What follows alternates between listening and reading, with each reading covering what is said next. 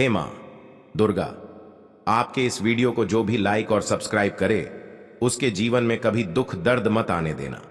माताएं बहनों, आप सभी को हम बता दें कि जो व्यक्ति नवरात्रि का व्रत रखता है वह इस वीडियो को जरूर देखें। जो माता बहन नवरात्रि का व्रत नहीं भी रखती हैं या फिर पूजा पाठ करती हैं या फिर नहीं करती, पर आपको इस वीडियो को जरूर देखना चाहिए, क्योंकि आज की वीडियो में हम आपको बताएंगे कि नवरात्रि के दौरान कुछ ऐसी वस्तुएं हैं जिन्हें आपको भूलकर भी सेवन नहीं करना चाहिए। पर उससे पहले हम आपको बता देते हैं कि इस बार नवरात्रि कितनी तारीख से प्रारंभ हो रही है और कितनी तारीख को समाप्त होगी। माताएं बहनों, आज की वीडियो आप पूरा जरूर देख लेना, क्योंकि आज की वीडियो बहुत खास और ज्ञानवर्धक होने वाली है। अगर आप माता दुर्गा को मानते हैं तो इस वीडियो को लाइक कर दीजिए और जय मां अंबे जय मां दुर्गा जरूर लिख दीजिए। ऐसा लिखने से भी आपकी हर मनोकामना इच्छा आज पूरी हो जाएगी, क्योंकि आज की वीडियो बहुत ही खास और ज्ञानवर्धक होने वाली है। इसलिए आप सभी से हाथ जोड़कर निवेदन है कि द वास्तु शास्त्र वॉइस यूट्यूब चैनल की इस वीडियो को आप पूरा देखें। माताएं बहनें, आप सभी को हम बता दें कि आश्विन माह में मनाई जाने वाली नवरात्रि को शारदीय नवरात्रि के नाम से जाना जाता है। इसकी शुरुआत हर साल आश्विन माह के शुक्ल पक्ष की प्रतिपदा तिथि से होती है।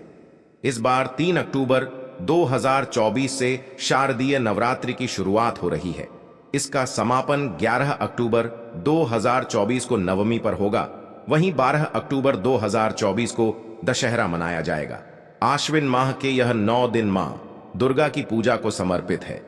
इस अवधि में माता रानी की पूजा करने से जीवन में सुख समृद्धि का वास और धन धान्य में वृद्धि होती है।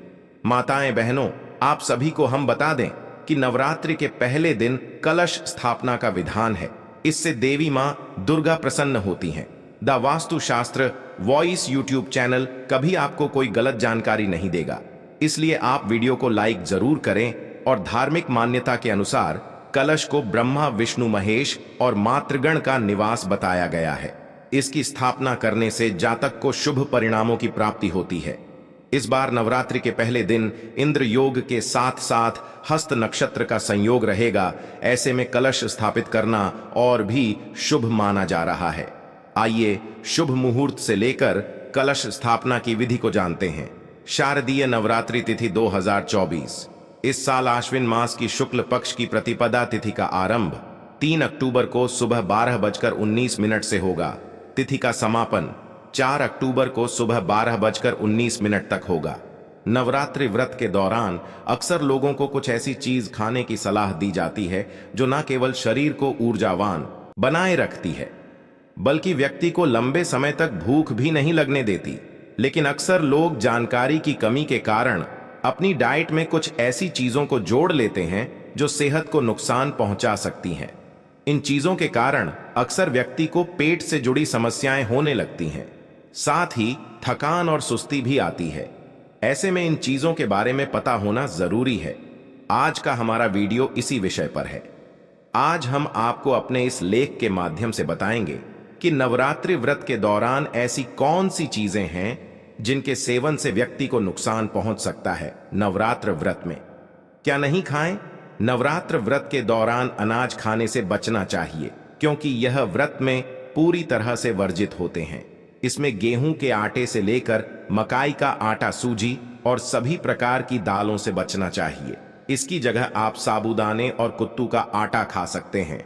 नवरात्र के दौरान हरगिज प्याज का सेवन नहीं करना चाहिए।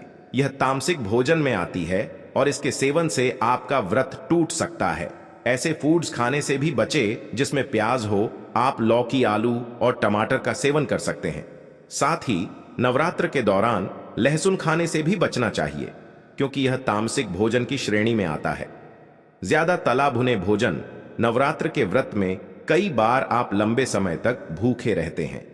माताएं बहनों, द वास्तु शास्त्र वॉइस यूट्यूब चैनल आपसे एक अनुरोध करना चाहेगा कि आप कमेंट बॉक्स में जय माता दी अवश्य ही लिख दीजिए, जिससे कि माता रानी आपकी हर एक मनोकामना इच्छा पूरी कर दे और आपको विशेष आशीर्वाद आपको प्राप्त हो सके। इसलिए माता रानी के लिए इस वीडियो को लाइक और कमेंट बॉक्स में जय मां दुर्गा अवश्य ही लिखें। ऐसे में ज्यादा तला भुना भोजन खाने से ब्लोटिंग की समस्या हो सकती है। इस कारण आपकी तबीयत भी खराब हो सकती है। इस समस्या से राहत पाने के लिए हल्का और सुपाच्य भोजन खाएं। नवरात्रि में निम्नलिखित चीजें नहीं खानी चाहिए। मांसाहारी भोजन, मांस, मछली, अंडे और अन्य मांसाहारी उत्पाद। यह भोजन तामसिक ऊर्जा को बढ़ाते हैं और आध्यात्मिक विकास को बाधित करते हैं। नवरात्रि में मांसाहारी भोजन खाने से देवी की पूजा का फल नहीं मिलता है। मांसाहारी भोजन से शरीर में नकारात्मक ऊर्जा का प्रवाह होता है और मन अशांत होता है। शराब और नशीले पदार्थ। शराब, बियर, वाइन और अन्य नशीले पदार्थ, यह पदार्थ नकारात्मक ऊर्जा को बढ़ाते हैं और मन को अशांत करते हैं। नवरात्रि में शराब और नशीले पदार्थों का सेवन करने से घर में अशांति और कलह का माहौल बनता है। शराब और नशीले पदार्थों से शरीर और मन दोनों पर नकारात्मक प्रभाव पड़ता है। लहसुन और प्याज, अन्य अशुद्ध सब्जियां, यह भोजन तामसिक ऊर्जा को बढ़ाते हैं और आध्यात्मिक विकास को बाधित करते हैं। नवरात्रि में लहसुन और प्याज का सेवन करने से शरीर में गर्मी बढ़ती है और आध्यात्मिक विकास बाधित होता है। लहसुन और प्याज के बजाय अन्य सब्जियों का सेवन करना चाहिए। कच्चा अनाज, कच्चा चावल, कच्चा गेहूं और अन्य कच्चे अनाज, यह भोजन पाचन संबंधी समस्याएं पैदा कर सकते हैं। नवरात्रि में कच्चा अनाज खाने से शरीर में शुद्धता और स्वच्छता नहीं रहती। कच्चा अनाज खाने से शरीर में ऊर्जा की कमी होती है। तेल और घी से बने व्यंजन, फ्राइड फूड, पकौड़े और अन्य तेल और घी से बने व्यंजन, यह भोजन नकारात्मक ऊर्जा को बढ़ाते हैं और शरीर में मेद और कफ बढ़ाते हैं। नवरात्रि में तेल और घी से बने व्यंजनों का सेवन करने से घर में अशांति और कलह का माहौल बनता है। तेल और घी से बने व्यंजनों के बजाय अन्य तेलों का सेवन करना चाहिए। मछली और अन्य समुद्री भोजन, मछली, झींगे और अन्य समुद्री भोजन, यह भोजन तामसिक ऊर्जा को बढ़ाते हैं और आध्यात्मिक विकास को बाधित करते हैं। नवरात्रि में मछली और अन्य समुद्री भोजन खाने से शरीर में तामसिक ऊर्जा का प्रवाह होता है। मछली और अन्य समुद्री भोजन खाने से मन अशांत होता है। अंडे और मांसाहारी उत्पाद, अंडे, मांसाहारी मिठाइयां और अन्य मांसाहारी उत्पाद, यह भोजन तामसिक ऊर्जा को बढ़ाते हैं और आध्यात्मिक विकास को बाधित करते हैं। नवरात्रि में अंडे। नवरात्रि के दौरान इन चीजों को खाने से बचे कुछ लोग नवरात्रों में अपने दिन की शुरुआत फलों के साथ करते हैं, लेकिन नाश्ते में केवल फल खाना सेहत के लिए नुकसानदायक हो सकता है। माताएं बहनों दा वास्तुशास्त्र वॉइस यूट्यूब चैनल एकमात्र ऐसा चैनल है जो फ्री माध्यम से आपको इतनी ज्ञानवर्धक जानकारी देता है। इसलिए आप सभी से हाथ जोड़कर निवेदन है कि दा वास्तुशास्त्र वॉइस यूट्यूब चैनल की इस वीडियो को लाइक अवश्य ही कर दीजिए और हर एक माता बहन तक, हर एक सुहागन तक यह वीडियो को जरूर शेयर करें, जिससे कि वह भी इस वीडियो से लाभ ही लाभ उठा सके। और कमेंट बॉक्स में जय माता रानी जरूर लिखें। फल खाने से न केवल शरीर में ब्लड शुगर लेवल तेजी से बढ़ सकता है, बल्कि व्यक्ति को थोड़े ही वक्त में भूख लगना भी शुरू हो जाती है। ऐसे में व्यक्ति को नाश्ते में फलों के साथ साथ सीड्स, ड्राई फ्रूट्स या जूस आदि को भी जोड़ना चाहिए। ऐसा करने से आपकी डाइट नियंत्रित रह सकती है। अक्सर लोग नवरात्रों के व्रत में अपनी डाइट में साबूदाने को जोड़ते हैं। साबूदाने को वह खिचड़ी के रूप में जोड़ते हैं, तो कुछ साबूदाने की टिक्की के रूप में इसका सेवन करते हैं। लेकिन आपको बता दें कि किसी भी चीज की अति हेल्थ को नुकसान पहुंचा सकती है। ऐसा ही कुछ साबूदाने के साथ भी है। यदि साबूदाने की खिचड़ी का सेवन जरूर से ज्यादा किया जाए तो इससे साबूदाने में पाए जाने वाला स्टार्च शरीर में ग्लूकोज के रूप में बदल जाता है, जिसके कारण शरीर में ब्लड शुगर लेवल तेजी से बढ़ने लगता है। बता दें कि ब्लड शुगर लेवल बढ़ने से शरीर में एनर्जी की कमी हो जाती है और व्यक्ति को भूख भी ज्यादा लगती है। ऐसे में व्यक्ति को साबूदाने की खिचड़ी या टिक्की का सेवन सीमित मात्रा में करना चाहिए। हालांकि आप साबूदाने की जगह समा के चावल या कुत्तूम की सब्जी, आलू के पकौड़े इत्यादि बनाकर खा सकते। कद्दू की सब्जी, हलवा, खट्टा मीठा कद्दू की सब्जी या पकौड़े बनाकर खा सकते हैं। शकरकंद, शकरकंदी का हलवा, टिक्की या चाट बनाकर खाया जा सकता है। अरबी या कचालू, सूखी अरबी दही, अरबी टिक्की, अरबी कटलेट खाया जा सकता है। रतालू, आप सूरन चिप्स, सूरन की सब्जी बनाकर खा सकते हैं। केला या कच्चे केले का प्रयोग, आप सब्जी केले के फ्राई और केले के चिप्स बनाकर खा सकते हैं। कच्चा या आधा पका। पपीता कच्चे, पपीते से आप पपीते का हलवा और सलाद बना सकते हैं। टमाटर, आमतौर पर टमाटर को करी या सब्जी में डाला जाता है। इसके अलावा चटनी बनाकर खा सकते हैं। कुछ लोग व्रत में पालक, लौकी, खीरा और गाजर इत्यादि का भी इस्तेमाल करते हैं। कुछ अन्य सामग्री खाने की लिस्ट। साबूदाना। उपवास के दौरान साबूदाना कई लोगों का पसंदीदा आहार होता है। आप साबूदाना की खिचड़ी, साबूदाना वड़ा, थाली पीठ, पकौड़ा, लड्डू, टिक्की, भेल और खीर इत्यादि बनाकर खा सकते हैं। मखाना या फूल मखाना। मखाना की खीर, भुना हुआ मखाना, आलू मखाना खा सकते हैं। सभी तरह ड्राई फ्रूट्स, सभी तरह के फल, दूध से बनी सामग्री। इमली, इमली कोकम। यदि आप नवरात्रि का उपवास रख रहे हैं तो ब्रह्मचर्य व्रत का पालन करें। इन 9 दिनों में झूठ नहीं बोलना चाहिए और क्रोध नहीं करना चाहिए। इन 9 दिनों में किसी भी प्रकार से किसी महिला या कन्या का अपमान न करें। इन 9 दिनों में यदि आप उपवास नहीं भी कर रहे हैं तो भी आपको गुटखा पान, मद्यपान, मांस भक्षण और मसालेदार भोजन नहीं करना चाहिए। व्रत में बाहर का जल पीने से भी बचना चाहिए। अधिकतर लोग 2 समय खूब फरियाली खाकर उपवास करते हैं। ऐसा करने से व्रत का फल नहीं मिलता है। उपवास को उपवास के तरीके से ही करना चाहिए।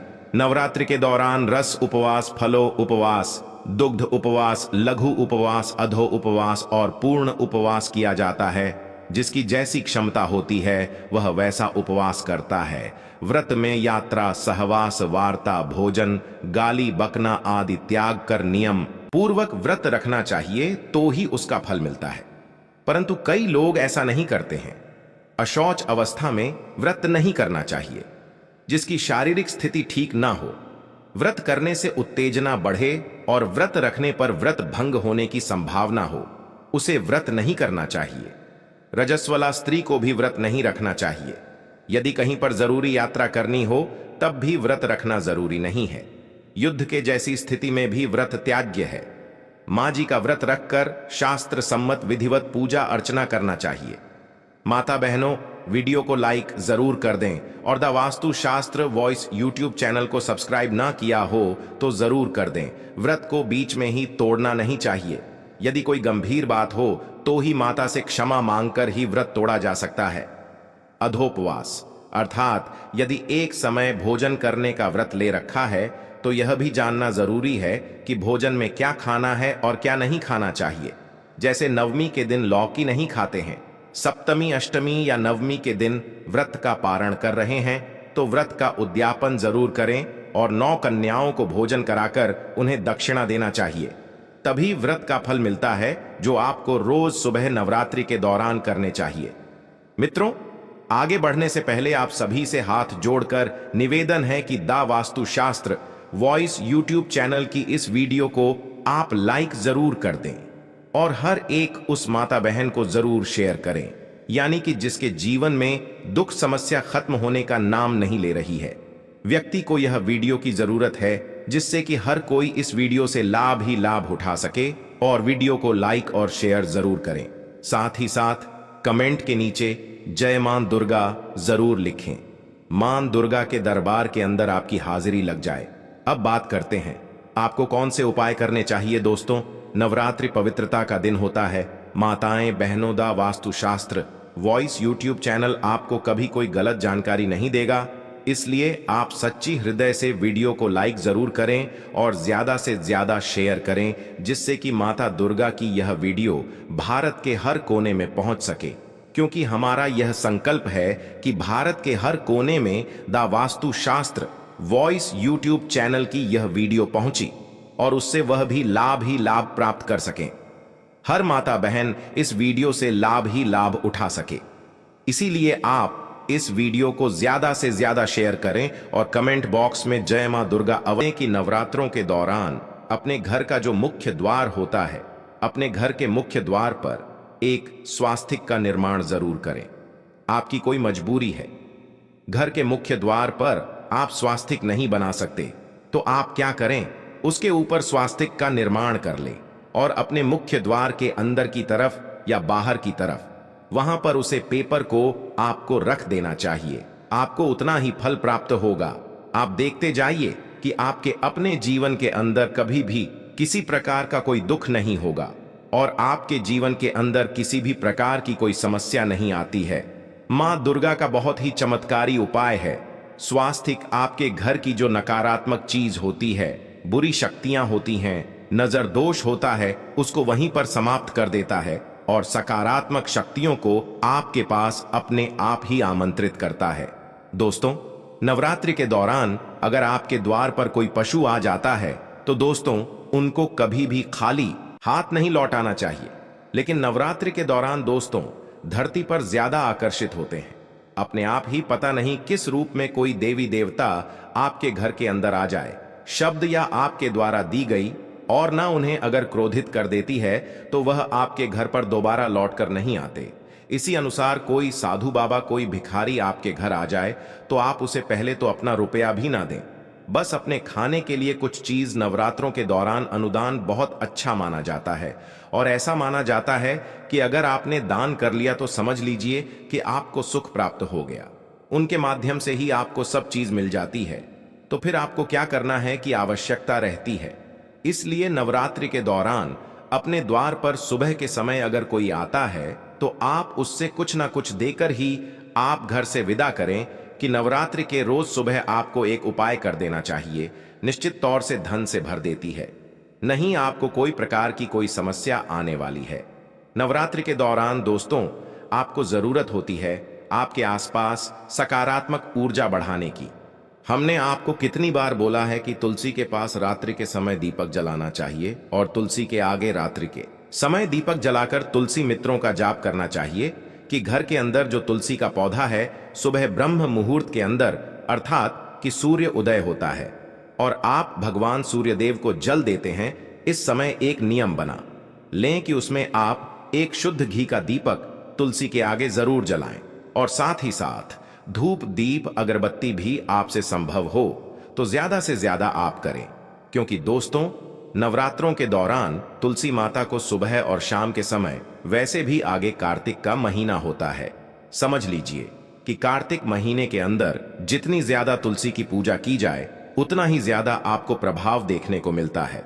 क्योंकि दोस्तों कार्तिक का महीना तुलसी माता को समर्पित महीना होता है और अगर आप इन दिनों के दौरान तुलसी को सुबह और शाम घी का दीपक जलाते हैं, आप उसके अंदर एक इलायची डाल सकते हैं ताकि उसकी सकारात्मक ऊर्जा आपके घर के पूरी तरफ आवरण बना लेती है। और दोस्तों समझ लीजिए कि मां दुर्गा को इन चीजों की, मां लक्ष्मी को इन चीजों की सुगंध मात्र से ही दौड़ी चली आती है और आपको तो समझ लीजिए कि आपके घर के अंदर उनका स्थायी निवास हो जाता है और आने वाला जो आपका समय रहता है बहुत ही अच्छा रहता है। आने वाले समय के अंदर आपको किसी भी प्रकार की कोई विपत्ति का सामना नहीं करना पड़ता। इतना प्रभावशाली और यह छोटा सा उपाय है।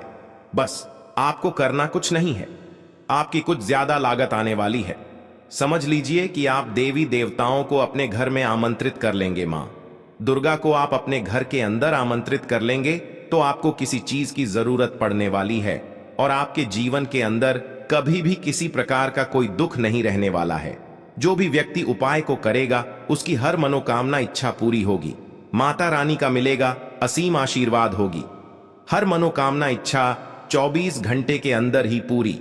अभी तक आपने इस वीडियो को अपनी हर एक माता बहन को शेयर ना किया हो तो जरूर कर दीजिए और हर एक ग्रुप में भी इस वीडियो को जरूर शेयर करें ताकि हर एक सुहागन को यह ज्ञानवर्धक जानकारी उन तक पहुंच सके और वह लाभ ही लाभ उठा सके। माताएं बहनों the Vastushastra voice YouTube channel कभी भी आपको कोई गलत जानकारी नहीं देगा कि नवरात्रों के दौरान रोज सुबह आपसे जितना ज्यादा हो सके, ऐसा नहीं कि आप हजारों रुपए खर्च करें। आप पैसे ना भी खर्च कर सकते हैं, हजारों रुपए भी कर सकते हैं। अपने सामर्थ्य के अनुसार जितना ज्यादा हो सके नवरात्रि के पूरे 9 दिनों के दौरान छोटी छोटी कन्याएं हैं, आप उनको खुश रखने का प्रयास करें। आप उनको उनकी जरूरत का सामान दिलवाएं। छोटी कन्याओं को तो निश्चित तौर पर दोस्तों आपके घर के अंदर अपने आप ही बिना पूजा पाठ कीजिए, आपको मां दुर्गा का फल प्राप्त हो जाएगा। देवी दुर्गा सदैव आपके घर के ऊपर, आपके जीवन के ऊपर प्रसन्न रहती है। नवरात्रि के दौरान तृतीया, पंचमी, सप्तमी और नवमी के दिन अपने आसपास स्थित किसी शिव मंदिर में जाएं। वहां भगवान शिव जी एवं मां पार्वती पर जल एवं दूध चढ़ाएं और पंचोपचार चंदन पुष्प धूप दीप एवं नैवेद्य से उनका पूजन करें। अब मौली पूजा में उपयोग किया जाने वाला लाल धागा से उन दोनों के मध्य गठबंधन करें। अब वहां बैठकर लाल चंदन की माला से मंत्र का जाप 108 बार करें। मंत्र: हे गौरी शंकर अर्धांगी यथा त्वम शंकर प्रिया तथा मां कुरु कल्याणी कांत कांता सुदुर्लभाम। इसके बाद 3 महीने तक रोज इसी मंत्र का जाप शिव मंदिर में अथवा अपने घर के पूजा कक्ष में मां पार्वती के सामने 108 बार करें। घर पर भी आपको पंचोपचार पूजा करनी है। शारदीय नवरात्रि के चमत्कारी 11 उपाय धन नौकरी स्वास्थ्य प्रमोशन आदि मनोकामनाएं होंगी। पूरी धन नौकरी स्वास्थ्य संतान विवाह प्रमोशन आदि कई मनोकामनाएं इन 9 दिनों में किए गए उपायों से प्राप्त हो सकती हैं। 9 दिनों तक चलने वाले नवरात्र पर्व में माता के विभिन्न स्वरूपों की पूजा की जाती है और उन्हें प्रसन्न करने के लिए विभिन्न साधनाएं भी की जाती हैं। नवरात्रि में मनचाही सफलता के लिए विशेष उपाय भी किए जाते हैं। वहीं तंत्र शास्त्र के अनुसार नवरात्रि में किए गए उपाय जल्दी ही शुभ फल प्रदान कर सकते हैं। धन नौकरी स्वास्थ्य संतान विवाह प्रमोशन आदि कई मनोकामनाएं इन 9 दिनों में किए गए उपायों से प्राप्त हो सकती है। तो दोस्तों, आज की इस वीडियो को यहीं पर समाप्त करते हैं। मिलते हैं अगले वीडियो में। तब तक के लिए कमेंट बॉक्स में जय माता दी लिखना मत भूलना। धन्यवाद दोस्तों। धन्यवाद।